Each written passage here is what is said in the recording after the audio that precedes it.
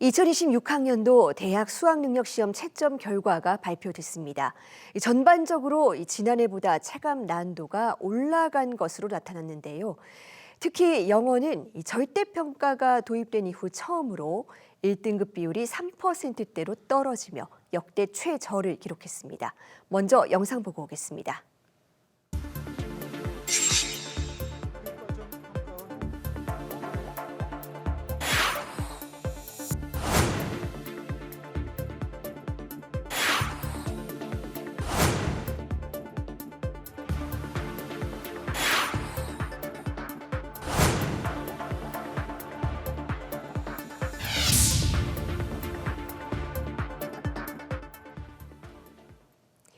네, 이제 수험생들은 성적표를 바탕으로 자신의 강점과 약점을 꼼꼼히 점검하고 본격적인 지원 방향을 세워야 하는 시기입니다. EBS 대표 강사인 김성길 인천 송천구 선생님과 조금 더 자세하게 풀어보겠습니다.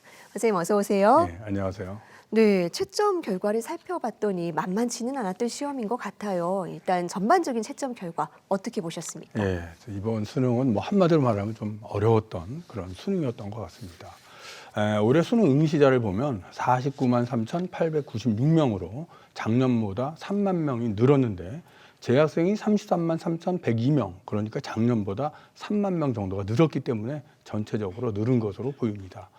국어는 화법과 작문 응시 비율이 67.48%, 언어와 매체 응시 비율이 31.93%로 작년보다 화법과 작문 쏠림 현상이 5% 정도 더 커졌다 이렇게 보입니다. 표준 점수의 최고점은 147점, 그러니까 작년보다 어려웠던 그런 수능으로 보입니다. 특히 1교시였기 때문에 학생들에게 보이는 체감 난도는 더 심했던 것으로 지금 생각이 됩니다.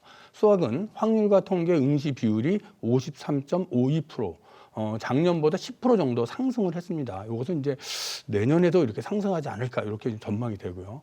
최고 표준 점수는 139점, 난이도는 작년과 좀 비슷했던 것으로 수학은 보입니다. 문제는 영어입니다. 영어는 1등급이 3.11%, 2등급 누적 비율이 17.46%로 매우 어려웠던 그런 수능이었습니다. 탐구는 사탐 쏠림 현상이 커졌고 특히 사회문화 응시 인원이 23만 9,403명, 그러니까 작년보다도 약 7만 5천 명이 좀 증가했고요. 화학 1은 2만 3,321명이 응시를 해서 작년보다 오히려 2만 명이 줄었습니다. 사탐의 최고 표준 점수는 세계 지리가 73점, 과탐의 최고 표준 점수는 생명과학 1이 74점으로 다 맞았을 때 정치화법 67점, 지구과학 1이 68점이라고 본다면 표준 점수를 반영하는 대학에서 세계지리와 생명과학 1을 선택한 학생이 유리할 가능성이 있다 이렇게 생각이 됩니다. 네, 가장 눈에 띄는 과목이 영어입니다. 사실 영어는 이 수험생들 부담을 줄여주려고 절대평가로 바꾼 거였는데 오히려 상대평가일 때보다 등급 맞추기가 더 어려워졌어요. 네. 그럼 앞으로의 입시도 만만치는 않을 거라는 생각이 듭니다.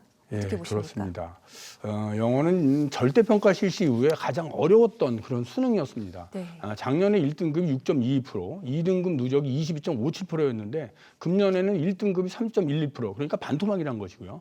2등급 누적도 17.46%, 2등급까지 등급 인원이 많이 줄었다라는 것을 볼 수 있습니다. 국어 수학은 상대평가 과목이라서 문제가 좀 어려워도 등급 인원은 거의 비슷하게 나옵니다. 하지만 영어는 절대평가 과목이기 때문에 문제가 어려워지면 등급 인원이 감소를 합니다. 영어에서 2등급을 받지 못하면 수시 모집에서 수능 최저가 설정되어 있는 경우에 최저 충족이 어려워질 수 있습니다. 수시 모집에서 수능 최저가 설정되어 있는 전형은 올해 같은 경우 입결이 좀 낮아질 가능성도 있다 이렇게 생각이 되고요.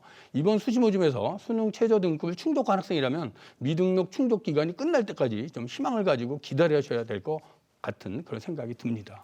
네, 국어도 많이 어려웠습니다. 이 표준 점수 최고점이 작년보다 8점이 올랐는데 그다음에 올해 입시에서 국어가 또 당락을 가르는 변수가 될 수 있겠습니다. 네, 그렇습니다. 네, 작년도 국어의 최고 표준 점수는 139점이었습니다. 올해는 147점으로 8점이 상승을 했습니다. 표준 점수가 높아졌다는 것은 그만큼 문제가 어려워졌다는 것을 의미합니다. 1등급 구분 점수가 133점이기 때문에 같은 1등급이라도 14점의 점수 차이가 발생합니다. 정시 모집에서는 표준 점수를 반영하는 대학은 표준 점수 1점이 중요하기 때문에 국어 표준 점수가 높다면 굉장히 유리할 것으로 보입니다. 참고로 작년도 수학의 최고 평균 점수는 140점이었고 올해는 139점으로 작년과 비슷하게 형성이 되었습니다. 1등급 구분 점수가 128점으로 최고 표준 점수가 11점 정도가 수학입니다. 이번 정시 모집에서 상위 학과는 국어 성적이 합부를 가를 가능성이 굉장히 높습니다. 국어 성적이 좋은 학생은 국어 성적의 반영 비율이 높은 대학을 지원하는 것이 유리할 것이고 국어 성적이 좀 낮은 학생이라면 표준 점수보다는 100분위를 반영하는 대학을 지원하는 것이 유리할 것으로 지금 전망되고 있습니다. 네. 올해에는 이공계에 지원하려는 학생들도 사회 탐구로 쏠리는 이른바 사탐론 현상이 굉장히 두드러졌습니다. 예, 그렇습니다. 예, 입시에는 어떤 영향을 미치게 될까요? 이 사탐론은 이제 작년부터 이공계 지원 학생들이 과탐 필선택이 없어지면서 많은 학생들이 사탐을 지원하는 현상을 보이고 있는데요. 아마 내년까지도 이렇게 가지 않을까 현재 예상이 되고요. 올해는 사탐론 현상이 작년보다 더 두드러진 거죠. 사탐을 한 과목 이상 응시한 학생이 전체 수험생의 77.1%이고 그중에서 사회문화에 응시한 학생은 작년에 16만 4,456명에서 올해는 23만 9,403명. 그러니까 전체 응시자 중 50.52% 가장 많이 응시했다고 보이는 것이고요. 생활과 윤리도 작년에 15만 7,938명이었는데 올해는 19만 6,382명. 전체 응시자 중 41.44%입니다. 반면에 과탐 화학 1의 경우는 작년 응시 학생이 4만 4,074명, 전체 응시자 중 9.85%였는데 올해는 2만 3,321명, 그러니까 전체 응시자 중 4.92%로 많이 줄었습니다. 대부분 과탐 과목이 많이 줄은 것이 바로 사탐론 현상인데요. 근데 특히 좀 특이한 부분은 물리학 2나 생명과학 2 같은 과목은 가산점을 받으려는 학생들이 좀 몰리면서 오히려 약간 좀 늘었다고도 볼 수 있습니다.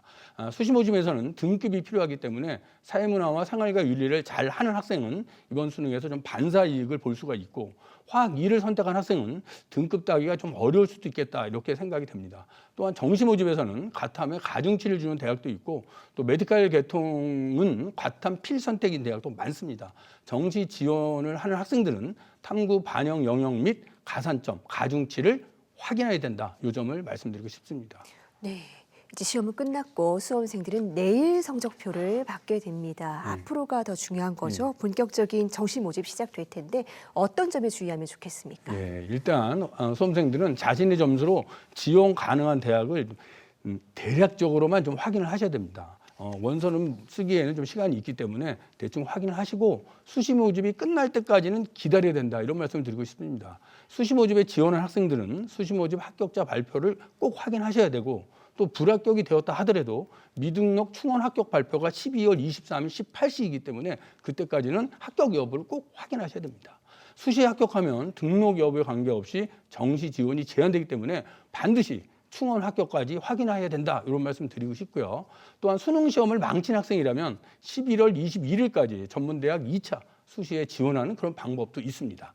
또 정시 모집을 지원하는 학생들은 12월 25일 이후에 발표되는 정시 2월 인원이 있습니다. 정시 2월 인원을 확인하시고 지원 전략을 세우셔야 됩니다. 정시 모집에서는 표준 점수를 반영하는 대학, 100분위를 반영하는 대학, 또 표준 점수와 변환 표준 점수를 반영하는 대학이 있고 과목별 반영 과목 및 반영 비율이 다르기 때문에 자신의 수능 성적을 유리하게 적용하는 그런 대학을 찾아야 됩니다. 남은 기간 좀 꼼꼼히 살펴보시고 자신에게 유리한 대학 꼭 지원하셔서 좀 성공하시길 바랍니다. 네, 성적표상의 숫자가 중요하긴 하지만 그게 또 다는 아닙니다. 이 대학마다 이 숫자를 해석하는 방식이 천차만별이기 때문에 꼼꼼히 잘 분석한다면 수험생들이 분명히 다양한 기회가 열릴 거라고 믿습니다. 선생님 오늘 말씀 잘 들었습니다. 감사합니다. 네, 감사합니다.